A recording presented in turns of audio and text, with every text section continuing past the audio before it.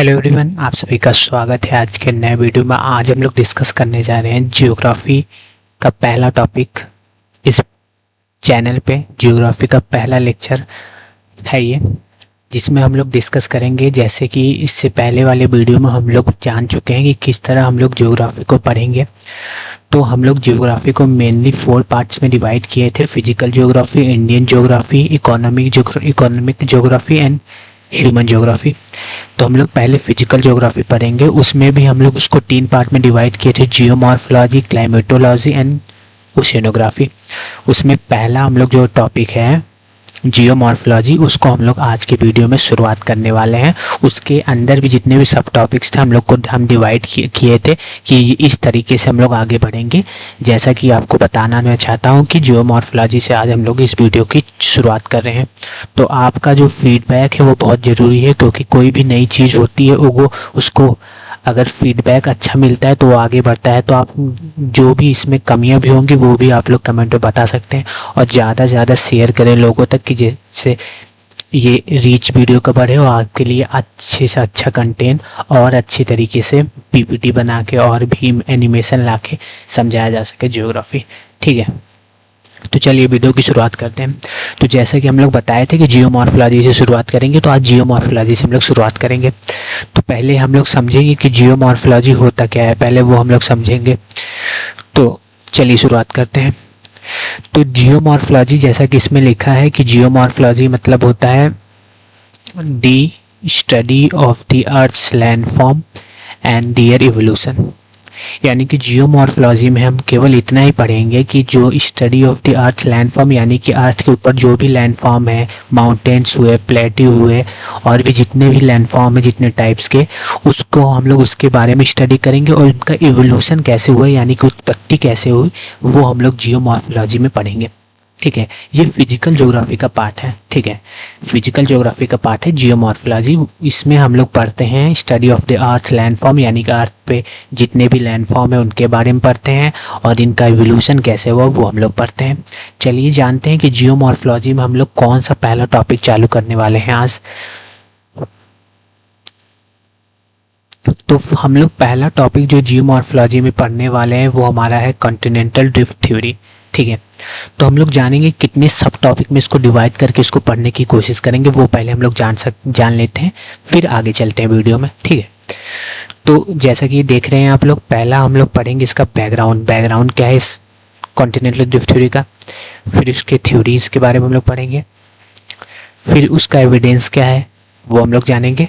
फिर चौथा हम लोग फोर्सेस देखेंगे, कौन कौन से फोर्सेस रिस्पॉन्सिबल हैं। फिर पांचवा हम लोग क्रिटिसिज्म देखेंगे। फिर कंक्लूजन दे देंगे इसका कि क्या कंक्लूड हुआ इस थ्योरी से। ठीक है, तो चलिए आगे चलते हैं। तो पहले हम लोग जान लेते हैं कि कॉन्टिनेंटल ड्रिफ्ट थ्योरी किसने प्रपोज की और है क्या, इसका बैकग्राउंड पहले हम लोग समझ लेते हैं, फिर उसके बाद थ्योरी देखेंगे।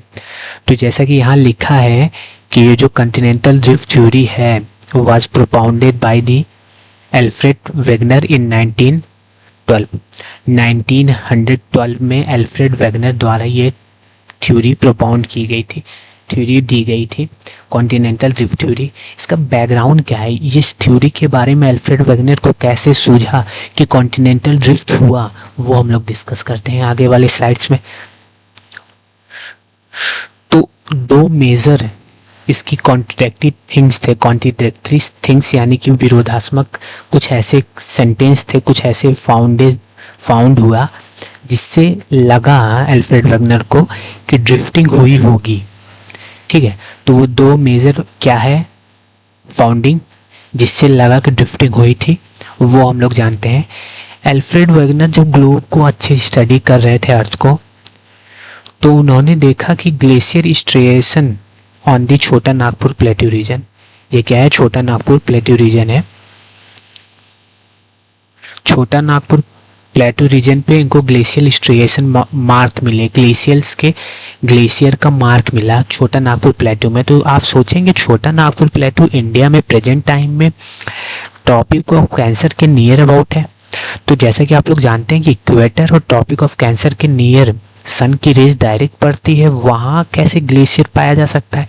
तो ये कुछ कॉन्ट्रडिक्टरी थिंग्स आपको दिख रही होगी, सुनने में भी लग रही होगी।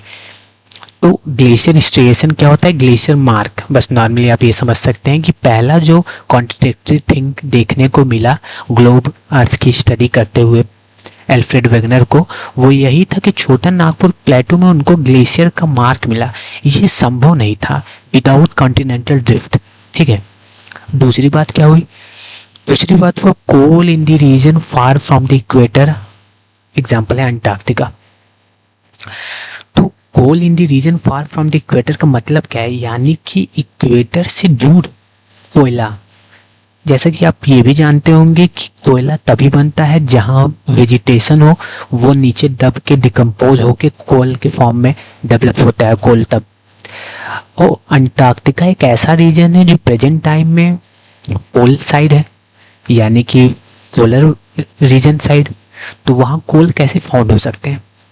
तो इन सारे शब्दों का, सारे सेंटेंस का, सारी पेक्युलियरिटीज का आंसर कॉन्टिनेंटल ड्रिफ्ट से ही मिला, जिससे एल्फ्रेड वेगनर को ये कॉन्टिनेंटल ड्रिफ्ट थ्योरी लानी पड़ी। यानी कि ये सब तभी संभव है जो प्रेजेंट टाइम में जो कंटिनेंट जहाँ है वो पहले से यही नहीं था, वो कहीं और से आया है, इसलिए ये सब मार्क और कोयला फाउंड हुआ है। ठीक है, तो यहाँ से कुछ उनके दिमाग में हिट करने लगा कि कॉन्टिनेंटल ड्रिफ्ट जरूर होगा। आगे चलते हैं, आगे की स्लाइड में और क्लियर होगा आपको बातें। तो जैसा कि यहाँ लिखा है इस स्लाइड में कि these observation observed him to consider the possibility of the continental drift, यानी कि कॉन्टिनेंटल ड्रिफ्ट की पॉसिबिलिटी 100% है इन दो पेक्युलियरिटीज से, दो कॉन्ट्रडिक्टरी थिंग्स से। ठीक है, ही क्वेश्चनड, वो उन्होंने क्वेश्चन किया कि glacier could not existed near the Tropic of Cancer and how coal which है यहाँ विच फॉर्म नहीं है, ये फॉर्म है, which form in the warm climate, कैसे ट्रॉपिक ऑफ कैंसर में ग्लेशियर पाया जाता है और कैसे वार्म क्लाइमेट फाउंड होता है, अरे कोयला कैसे पोलर रीजन में पाया जा सकता है। ये दो कॉन्ट्रडिक्टरी थिंग है। तो उनको समझ में आया कि पहले प्रेजेंट टाइम में जो कंटिनेंट जहाँ है, पहले के समय में कुछ मिलियन ईयर अगो पहले वो वहाँ नहीं थे, कॉन्टिनेंटल ड्रिफ्ट हुआ है। यहीं से फाउंडेशन हुआ, बेस बना कॉन्टिनेंटल ड्रिफ्ट थ्योरी का एल्फ्रेड वेगनर के द्वारा। ठीक है, him conclude the current arrangement Earth continent was different in the past, ultimately leading to the development of the continental drift theory. ठीक है, तो यहीं से कॉन्टिनेंटल ड्रिफ्ट थ्योरी का फाउंडेशन यानी कि डेवलपमेंट हुआ, उत्पत्ति हुई कि कैसे ये सब फाउंड इसी जगह हो सकता है। ठीक है, तो चलिए आगे हम लोग डिस्कस करते हैं कि व्हाट इज कॉन्टिनेंटल ड्रिफ्ट, कि कॉन्टिनेंटल ड्रिफ्ट क्या होता है। कॉन्टिनेंटल ड्रिफ्ट क्या होता है, जो ड्रिफ्ट जैसा कि आप लोग जानते हैं यहाँ लिखा भी है कि the movement of the continent related to each other drifting across the ocean floor, या ओशियन फ्लोर बोलें या किसी के भी रिस्पेक्ट में दो कॉन्टिनेंट एक दूसरे के रिस्पेक्ट में अगर मूव होते हैं तो उसको कॉन्टिनेंटल ड्रिफ्ट बोलते हैं। सिंपल सा टर्म है, समझ में तो आ ही रहा होगा आपको। ठीक है, आगे चलते हैं, इस थ्योरी को अच्छे से समझने की कोशिश करते हैं। तो यहाँ इस थ्योरी को अच्छे से एक्सप्लेन किया गया, थोड़ा सा ध्यान देंगे तो थ्योरी आपको बिल्कुल अच्छे से समझ में आएगी। अगर अटेंशन बिल्कुल इस स्क्रीन से हटाएंगे तो थोड़ा सा समझने में दिक्कत हो सकती है। तो चलिए पहले समझते हैं कि पेंजिया क्या है। पेंजिया क्या है, पेंजिया एक सुपर कंटिनेंट है, यानी कि around 250 million year ago all the continent formed a single supercontinent named Pangaea, meaning entire landmass।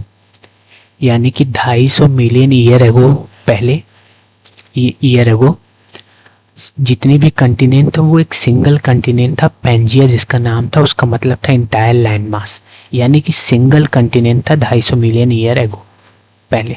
ठीक है, केवल एक सिंगल कंटिनेंट जिसका नाम पेंजिया, और वो जो कंटिनेंट था वो सराउंडेड था पेंथलासा ओशियन से।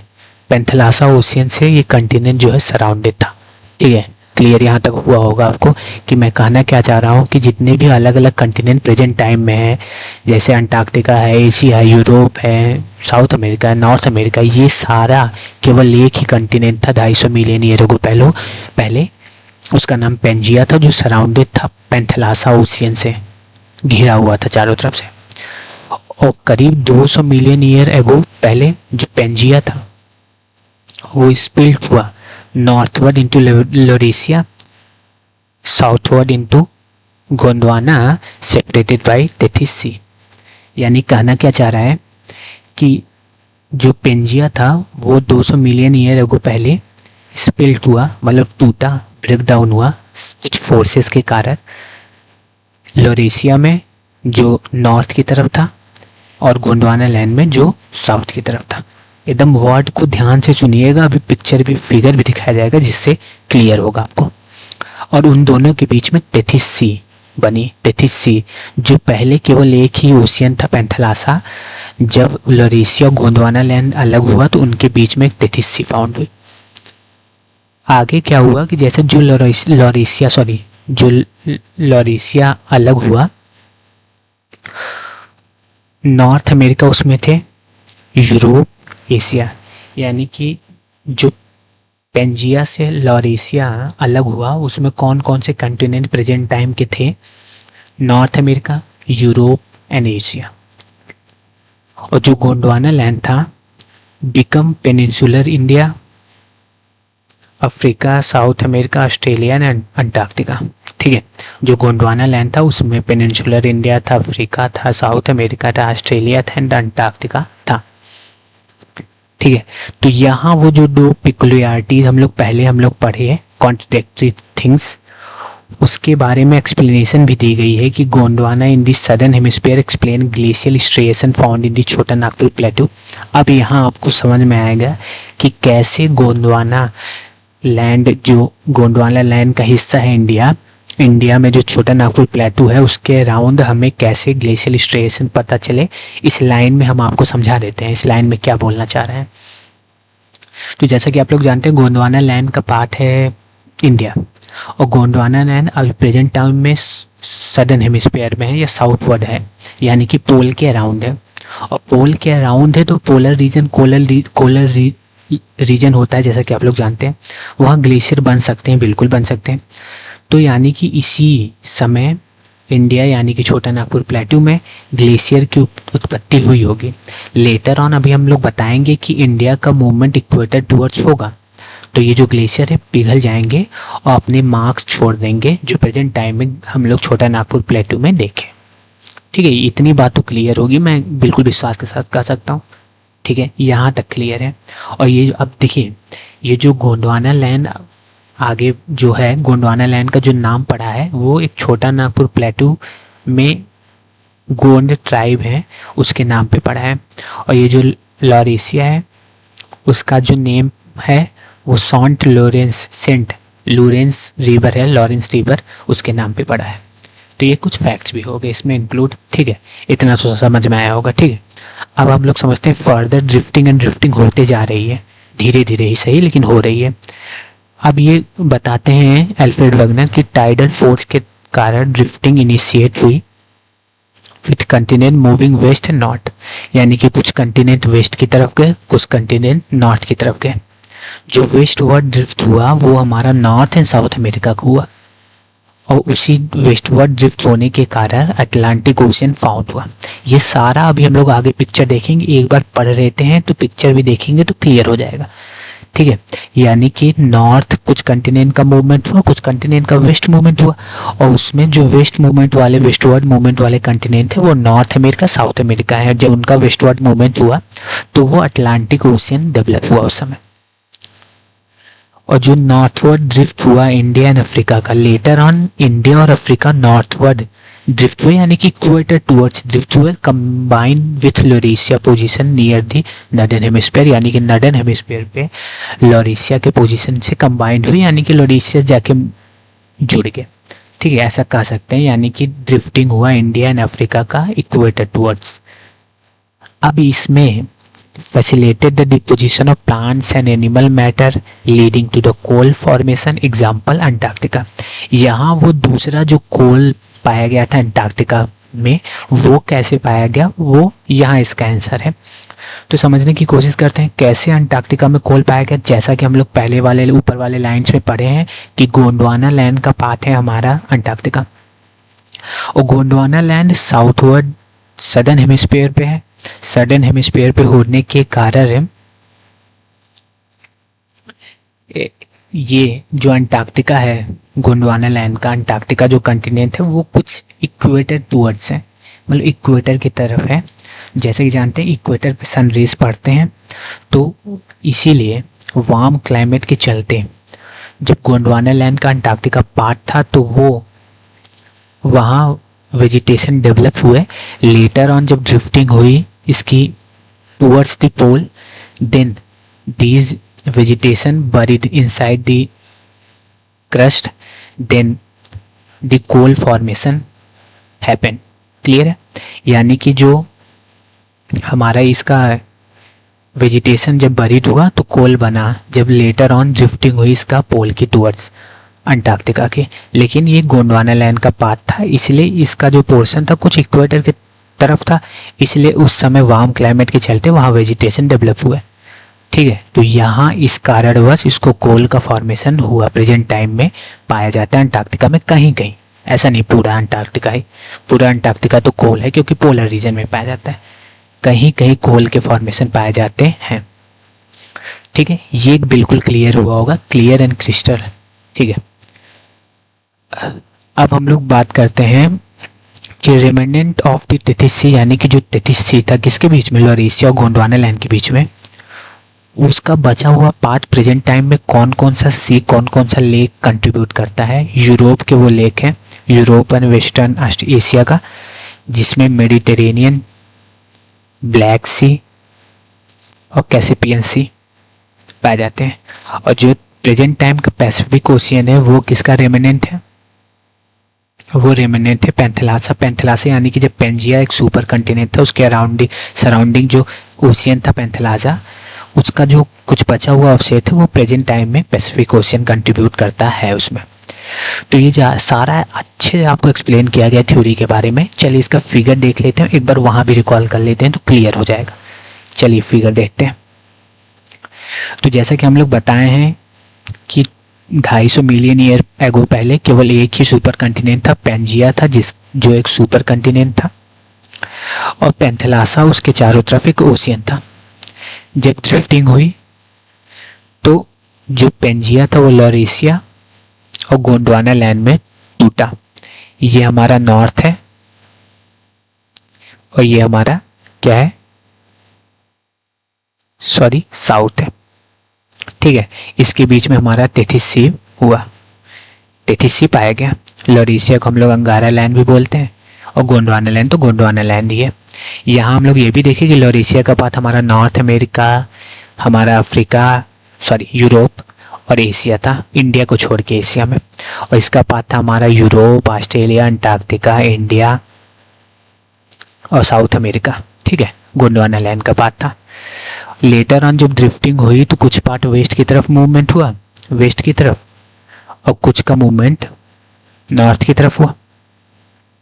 तो जो वेस्ट वाले मूवमेंट वाले थे उसमें थे नॉर्थ अमेरिका और साउथ अमेरिका।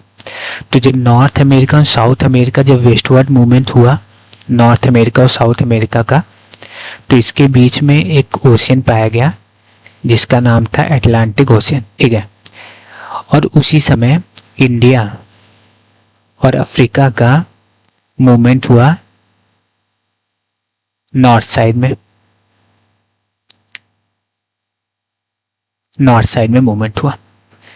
और ये सब सारा मूवमेंट होने के बाद जो इस साइड था वो हमारा आर्टिक ओशियन बना, और ये तो अंटार्कटिका पीछे ही रह गया, ऑस्ट्रेलिया इंडिया के जस्ट नीचे, और इसके जस्ट नीचे न्यूजीलैंड। ठीक है, और जैसा कि हम लोग बताए हैं कि जो पैसिफिक ओशियन है वो जो पहले पैंथेलासा एक सुपर ओशियन था उसका पार्ट है, और टेथिस सी का जो रेमिनेंट है, रिमेनिंग पार्ट है, वो प्रेजेंट टाइम में मेडिटेरेनियन और भी 2-3 सी जैसे ब्लैक सी, हम लोग बताए हैं पहले, और एमिनेंट जो पैंथेलासा का है वो पैसिफिक ओशियन है। तो मैं आशा करता हूँ कि आपको बिल्कुल समझ में आया होगा, एकदम क्रिस्टल क्लियर होगा थ्योरी। आज हम इस वीडियो में यहीं तक रखते हैं। कल हम इसके फोर्सेस, इसके क्रिटिसिज्म, इसके एविडेंस और कंक्लूजन, चारों टॉपिक को अच्छे से डिस्कस करके इस वाइंड अप करेंगे इस पूरी थ्योरी को। तो अपना फीडबैक ज़रूर कमेंट में दीजिए, क्योंकि बहुत ज़रूरी है कि आपको समझ में आ रहा है कि आपको क्या और सुधार चाहिए। ये ज़रूर आप फीडबैक इसका दीजिए, तभी कुछ होगा और अच्छे से और वीडियो आएंगे।